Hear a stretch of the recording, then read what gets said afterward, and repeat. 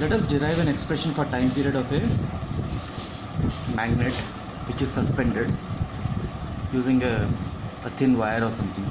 Like the equation what we have used in magnetometer, let us try to derive it. See, when I take a magnet and suspend it to a wire or a string, what will happen? The magnet will try to rotate. Okay. Now any object that rotates, there must be some torque. Without torque, no object can rotate.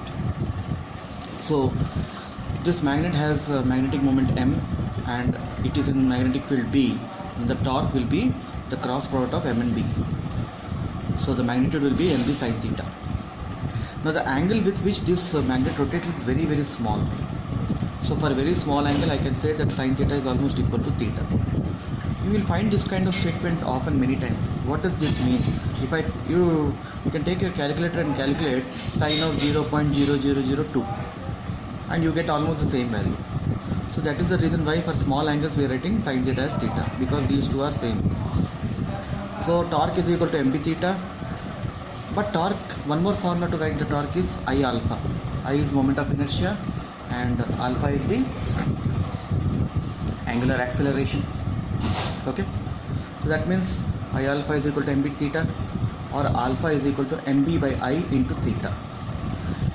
If you remember this simple harmonic motion, we say that a simple harmonic motion is observed when force is proportional to the displacement with a negative sign, or acceleration is proportional to the displacement. This is for the linear case. For angular case, angular acceleration will be proportional to the angular displacement. So what is the constant here? Alpha is equal to omega square theta.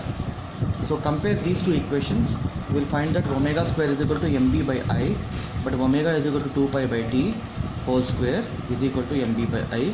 If you rearrange the terms and finally calculate the time period, you get this equation, which is what we have used in the magnetometer.